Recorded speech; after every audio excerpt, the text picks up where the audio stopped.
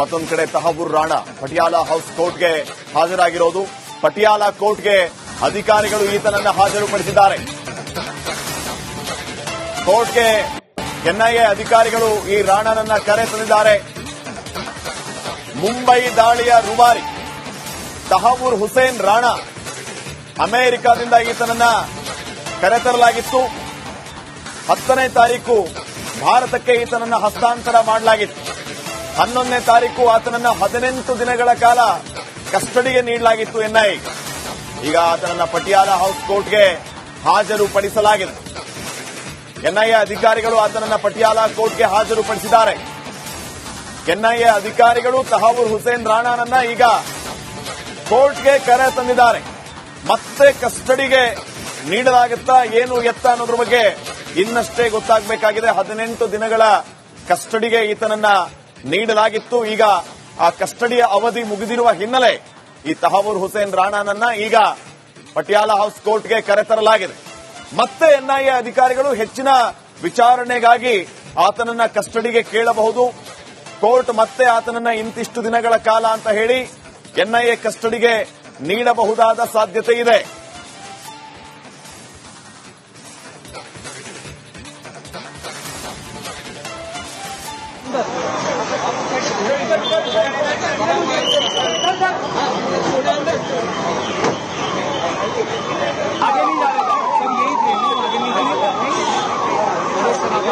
ದೃಶ್ಯಗಳಲ್ಲಿ ತಾವು ಗಮನಿಸ್ತಾ ಇದ್ದೀರಿ. ಹೆಚ್ಚಿನ ಭದ್ರತೆಯೊಂದಿಗೆ ಈ ಹಂತಕ ರಾಣಾನನ್ನ ಕೋರ್ಟ್ಗೆ ಕರೆತರಲಾಗ್ತಾ ಇರುವಂತಹ ದೃಶ್ಯಗಳು.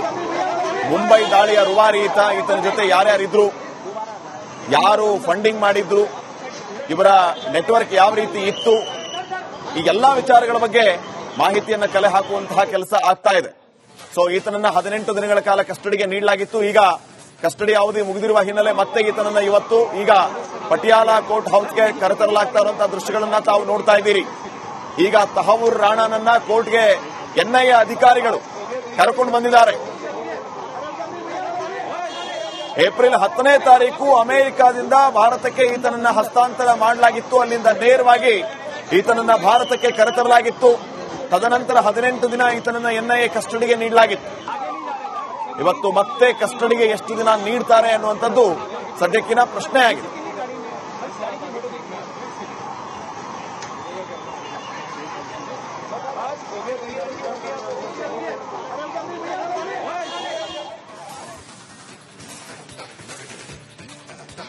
ತಹಬೂರ್ ಹುಸೇನ್ ರಾಣಾನನ್ನ ಕೋರ್ಟ್ನ ಒಳಭಾಗದಲ್ಲಿ ಕರೆದುಕೊಂಡು ಹೋಗ್ತಾ ಇರುವಂತಹ ಎಕ್ಸ್ಕ್ಲೂಸಿವ್ ದೃಶ್ಯಗಳನ್ನ ರಿಪಬ್ಲಿಕ್ ಕನ್ನಡ ಸ್ಕ್ರೀನ್ ಮೇಲೆ ತಾವು ಗಮನಿಸ್ತಾ ಇದ್ದೀರಿ.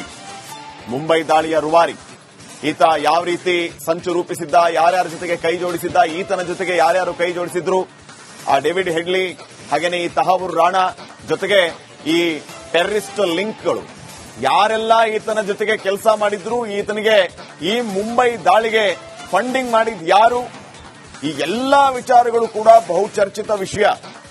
ಸೊ ಅಮೆರಿಕದಿಂದ ಈತನನ್ನ ಹಸ್ತಾಂತರ ಮಾಡಿಕೊಂಡು ನೇರವಾಗಿ ಕೋರ್ಟ್ಗೆ ಕರೆತಂದು 18 ದಿನಗಳ ಕಸ್ಟಡಿಗೆ ನೀಡಲಾಗಿತ್ತು.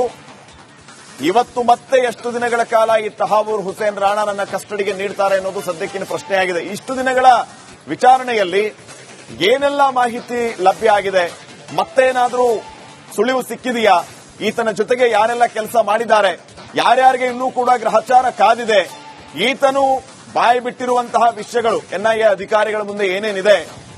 ಸೊ ಅನೇಕ ವಿಚಾರಗಳು, ಬಹಳ ಗಂಭೀರವಾದಂತಹ ವಿಚಾರ ಇದು. ಹೀಗಾಗಿ ಈತನಿಂದ ಬಾಯಿ ಬಿಡಿಸುವಂತಹ ಸರ್ವ ಪ್ರಯತ್ನಗಳು ಕೂಡ ವಿಚಾರಣೆಯ ಸಂದರ್ಭದಲ್ಲಿ ಆಗುತ್ತೆ.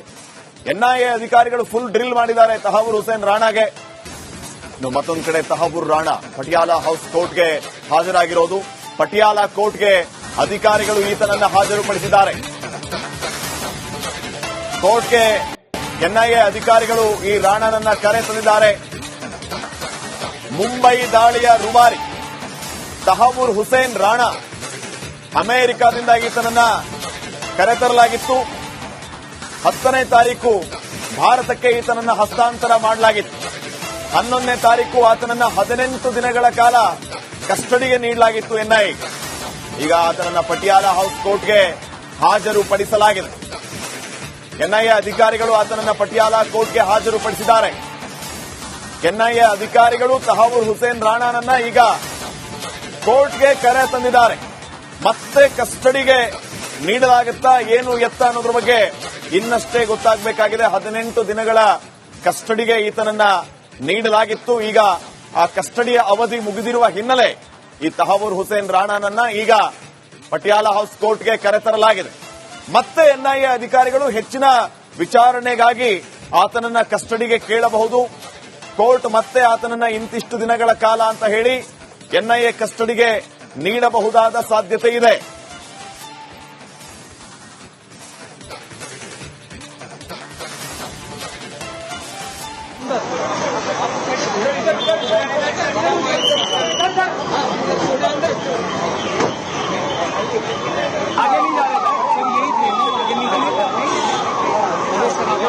ದೃಶ್ಯಗಳಲ್ಲಿ ನಾವು ಗಮನಿಸ್ತಾ ಇದ್ದೀರಿ, ಹೆಚ್ಚಿನ ಭದ್ರತೆಯೊಂದಿಗೆ ಈ ಹಂತಕ ರಾಣಾನನ್ನ ಕೋರ್ಟ್ಗೆ ಕರೆತರಲಾಗ್ತಾ ಇರುವಂತಹ ದೃಶ್ಯಗಳು.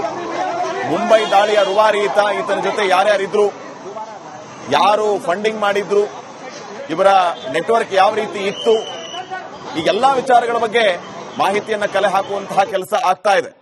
ಸೊ ಈತನನ್ನ 18 ದಿನಗಳ ಕಾಲ ಕಸ್ಟಡಿಗೆ ನೀಡಲಾಗಿತ್ತು. ಈಗ ಕಸ್ಟಡಿ ಅವಧಿ ಮುಗಿದಿರುವ ಹಿನ್ನೆಲೆ ಮತ್ತೆ ಈತನನ್ನ ಇವತ್ತು ಈಗ ಪಟಿಯಾಲ ಕೋರ್ಟ್ ಹೌಸ್ಗೆ ಕರೆತರಲಾಗ್ತಾ ಇರುವಂತಹ ದೃಶ್ಯಗಳನ್ನ ತಾವು ನೋಡ್ತಾ ಇದ್ದೀರಿ.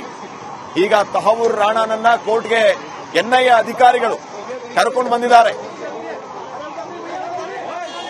ಏಪ್ರಿಲ್ 10ನೇ ತಾರೀಕು ಅಮೆರಿಕದಿಂದ ಭಾರತಕ್ಕೆ ಈತನನ್ನ ಹಸ್ತಾಂತರ ಮಾಡಲಾಗಿತ್ತು. ಅಲ್ಲಿಂದ ನೇರವಾಗಿ ಈತನನ್ನ ಭಾರತಕ್ಕೆ ಕರೆತರಲಾಗಿತ್ತು.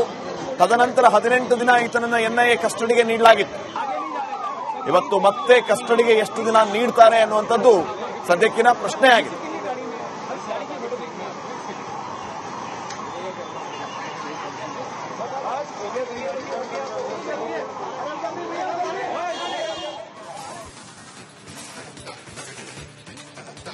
ತಹವೂರ್ ಹುಸೇನ್ ರಾಣಾನನ್ನ ಕೋರ್ಟ್ನ ಒಳಭಾಗದಲ್ಲಿ ಕರೆದುಕೊಂಡು ಹೋಗ್ತಾ ಇರುವಂತಹ ಎಕ್ಸ್ಕ್ಲೂಸಿವ್ ದೃಶ್ಯಗಳನ್ನ ರಿಪಬ್ಲಿಕ್ ಕನ್ನಡ ಸ್ಕ್ರೀನ್ ಮೇಲೆ ತಾವು ಗಮನಿಸ್ತಾ ಇದ್ದೀರಿ.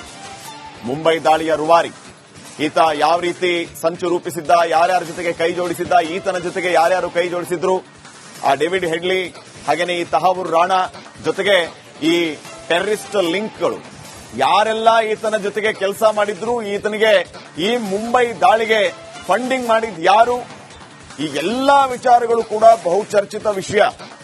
ಸೊ ಅಮೆರಿಕದಿಂದ ಈತನನ್ನ ಹಸ್ತಾಂತರ ಮಾಡಿಕೊಂಡು ನೇರವಾಗಿ ಕೋರ್ಟ್ಗೆ ಕರೆತಂದು 18 ದಿನಗಳ ಕಸ್ಟಡಿಗೆ ನೀಡಲಾಗಿತ್ತು. ಇವತ್ತು ಮತ್ತೆ ಎಷ್ಟು ದಿನಗಳ ಕಾಲ ಈ ತಹವೂರ್ ಹುಸೇನ್ ರಾಣಾನನ್ನ ಕಸ್ಟಡಿಗೆ ನೀಡ್ತಾರೆ ಅನ್ನೋದು ಸದ್ಯಕ್ಕಿನ ಪ್ರಶ್ನೆಯಾಗಿದೆ. ಇಷ್ಟು ದಿನಗಳ ವಿಚಾರಣೆಯಲ್ಲಿ ಏನೆಲ್ಲ ಮಾಹಿತಿ ಲಭ್ಯ ಆಗಿದೆ, ಮತ್ತೇನಾದರೂ ಸುಳಿವು ಸಿಕ್ಕಿದೆಯಾ, ಈತನ ಜೊತೆಗೆ ಯಾರೆಲ್ಲ ಕೆಲಸ ಮಾಡಿದ್ದಾರೆ, ಯಾರ್ಯಾರಿಗೆ ಇನ್ನೂ ಕೂಡ ಗ್ರಹಚಾರ ಕಾದಿದೆ, ಈತನು ಬಾಯಿ ಬಿಟ್ಟಿರುವಂತಹ ವಿಷಯಗಳು ಎನ್ಐಎ ಅಧಿಕಾರಿಗಳ ಮುಂದೆ ಏನೇನಿದೆ. ಸೊ ಅನೇಕ ವಿಚಾರಗಳು, ಬಹಳ ಗಂಭೀರವಾದಂತಹ ವಿಚಾರ ಇದು. ಹೀಗಾಗಿ ಈತನಿಂದ ಬಾಯಿ ಬಿಡಿಸುವಂತಹ ಸರ್ವ ಪ್ರಯತ್ನಗಳು ಕೂಡ ವಿಚಾರಣೆಯ ಸಂದರ್ಭದಲ್ಲಿ ಆಗುತ್ತೆ. ಎನ್ಐಎ ಅಧಿಕಾರಿಗಳು ಫುಲ್ ಡ್ರಿಲ್ ಮಾಡಿದ್ದಾರೆ ತಹವೂರ್ ಹುಸೇನ್ ರಾಣಾಗೆ.